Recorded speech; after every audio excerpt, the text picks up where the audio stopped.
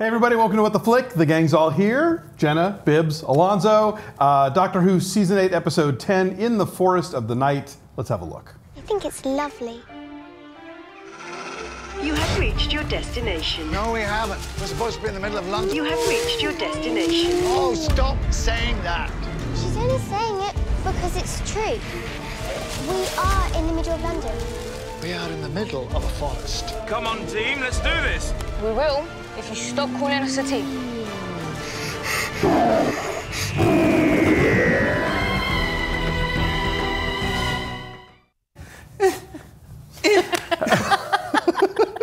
I had fun with this. Did you have fun with this? I did, yeah. Okay, I mean, why? Because I hate this episode. Really? Okay. I'm right down the middle. This is, I can't think of, this is the worst episode I've seen since Dinosaurs on a Spaceship. Aww. And I think it's worse than Dinosaurs on a Spaceship. I would have to go back pretty far.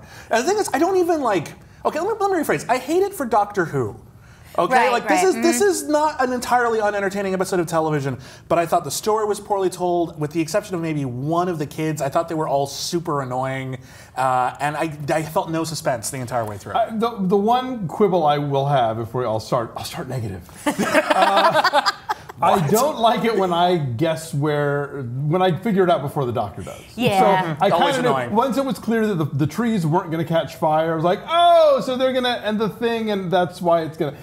So that was a little disappointing that I got there first. I feel like everybody seems spectacularly unconcerned about Yes. the fact that there was a forest everywhere, and also if it showed up when it did in London, it showed up different times of the day everywhere else. There's no news. I mean, I don't know. You think Oh, that's someone true. would have Nobody noticed did all that wake up video to footage? it, yeah.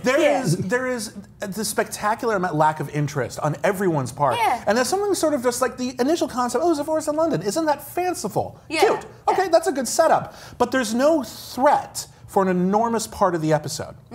There's no, it's just like everyone just went around like, oh, how interesting. Trees are Well, you know pretty. the British, they're unflappable. But that's fine. But like usually in Doctor Who, they introduce a fanciful concept. They come up with some sort of nuisance villain, like the viruses on the moon, for example, just to keep the tension going, and then you build to a big climax. No But there's no tension. There was the wolf, but even that was just one scene, and it wasn't like a perpetual thing where they're constantly hunted by Right. wolves. Yes, but how great is it that she goes down and finds the gate rather than do the whole jump That over was That the was cute. That's spiky cute. thing? And I Lot like of cute that little girl. touches.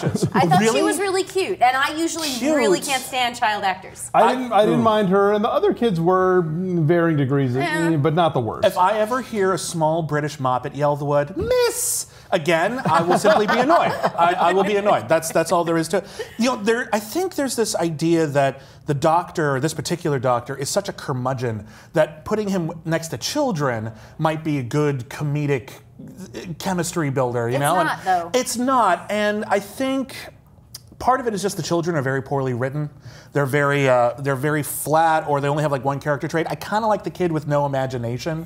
That was kind of cute. That whole scene was like, well, we need to find X. Well, it's right there. Ask Miss. Yeah. Oh, shut up about the miss. I hate the miss thing. They're a little stock. I agree. They're a little Yeah. stock. They don't really get to go anywhere. There's a couple of cute moments with the doctor trying to interact with them and having trouble with it. I'll grant you that. But it just ends up not really going anywhere and not really building to anything, and they're never really in peril. It just seems like it starts as a field trip and it never seems to go any further than that. Yeah, it feels like they were thinking about possibly doing a Red Riding Hood thing because they had her in the red coat, but Right. it didn't actually work. They didn't really follow through with it. You know what I think is bothering me this season? Oh, I'm going to get so many comments on this. I think for the first time, I know what the doctor's going to do. I know exactly what he's going to say.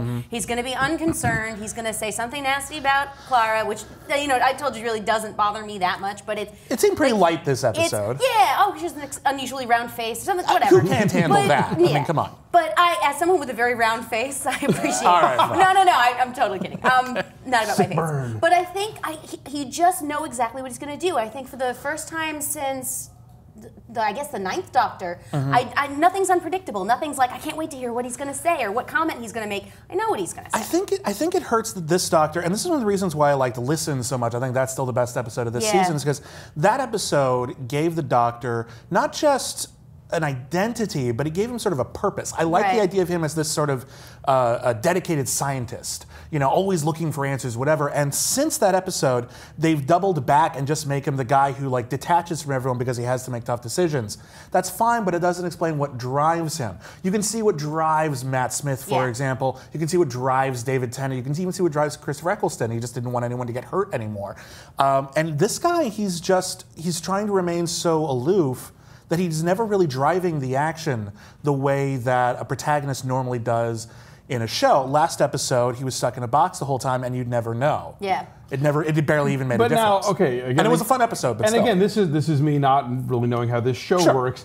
Is it possible that this doctor has been sort of enigmatic because they're going to spring something on us? I hope so. It looks I really hope so. It looks like based on the next week on Doctor Who, they're going to reveal some things about what's been going on with Clara and the Nether Sphere. There's potential, I think, to right this ship or whatever, but I think they took, even if that's the case, even let's say they do whip this out and we come back next week or the week after and say, the ending made it all worth it all makes sense. When you're serializing a story, and this happens in comics, this happens in TV, whatever, when you're serializing a story, each installment matters. Right. Not everyone is going to be watching in the moment, not just retroactively. If you're not watching it all in a day, it might be problematic and you're going to risk losing people's attention spans and losing an audience. But even then, it's just, this episode is just really flat. Like even the conclusion when the sister comes back. Yeah, well, that seemed out of did nowhere. The trees kidnap her? Like, I know. what happened? And then it ends on this close-up of her smiling, and it's like, we have no emotional connection to her. We've never seen her before. Yeah. We don't know this Didn't even person. know how old she was. I thought she was gonna like pounce on them and kill them or something. That would have been fun. That would have been fun, but like That's no, a cliffhanger. Yeah. No, that did seem a little random. But I don't know. I sort of liked the kind of goofiness of the forest concept and the kind of running around trying to figure it out. And they've resolved to some extent, they've resolved the Clara Pink miscommunication, non-communication issue. Yeah. Sure. So the sooner we get past that, the happier I've been skewing really negative a lot lately. Here's what I'll say about this episode. I do like the adult cast. They're all great. I don't necessarily like what they have to do every episode, but they all play off well together, and I enjoy them. There's a couple of really funny moments. I like the sort of unusual way they're filming certain parts of this episode, like when he points at the girl and it's like the overhead shot. Yeah. That was cute, and it had a lot of personality, and I enjoyed that. And I think the overall concept of this episode, the idea of trees suddenly sprouting as a defense mechanism for the Earth, that's a cool idea. I just don't think it was dramatized in a very interesting way. Yeah, I totally agree. And I thought it was a little odd the way the doctor was handling children. There's an episode, I can't remember the name of it, guys, tell us in the comments, but there's an episode way back where Matt Smith's doctor is dealing with a baby, and I speak baby. And it was just, that was funny. Stormageddon, he says his name is. Stormageddon. Seriously, I don't have children, but if I did, Stormageddon. Stormageddon. But I think that was an interesting way for a doctor to deal with a kid, and this, he's not really even aware. Well, even like the Matt Smith one, I'll just say real fast, I feel like Matt Smith in some ways was, whenever he was around the child, he was Mary Poppins. Right down to speaking baby. If you look at the books, Mary Poppins spoke baby. But just in terms of like, he's this fanciful, sort of almost magical best friend, but he's also completely inscrutable. Yeah. And that was a good dynamic with children, whereas the doctor is just a disapproving. It's like they're going for like this James L. Brooks kind of thing, like, oh, he's gonna like this, his heart's gonna get warmed, but it never will, so it never quite works. One of his hearts. A colleague of mine at TheWrap pointed out a flaw in this episode, and I grant it is one, which is the notion that had Doctor Who done nothing, or sorry, the Doctor done nothing. Thank you. Nothing would be different. Yeah. Like it would have evolved. Things would have fallen apart. I mean, anyway, it's possible. Like Earth people might have started exfoliating parts of the Earth. But sure, like, but how quickly? How quickly could they have done that? And even then, the trees weren't covering everything. Like I want to see like an establishing shot of London after the trees go, where you see the tops of the buildings are all burnt off. Because I'm sorry, a mass solar ejection will destroy this planet. Yeah. That's how why that were their works. cell phones working? Solar flares? Solar Cell phones? I don't know. Wibbly wobbly, selfie, and how could everybody on Earth understand Mabe's message unless it was being simultaneously translated? Yeah. TARDIS automatically translates. TARDIS automatically translates. That's fine. right. I was weird. There's this moment where he says, like, okay, school project, we're going to save the Earth. And they just let Maeve do it. I wish they had been like this weird, like, montage shot of children calling every country in the world. And, like, every kid having to deal with, no, China, you don't understand. You know, that would have been really funny. It took me right back to that episode of The Strain where they get 20 seconds on the emergency broadcasting system wavelength to do their thing. So yeah, okay, a nifty episode, but it's leading us into the two-part, is it right? Two-part season finale? Two-part finale. So, you know, rabbits may be pulled out of hats and, you know, plot twists may be pulled out of TARDISes, so we'll see. So join us next time for that, please.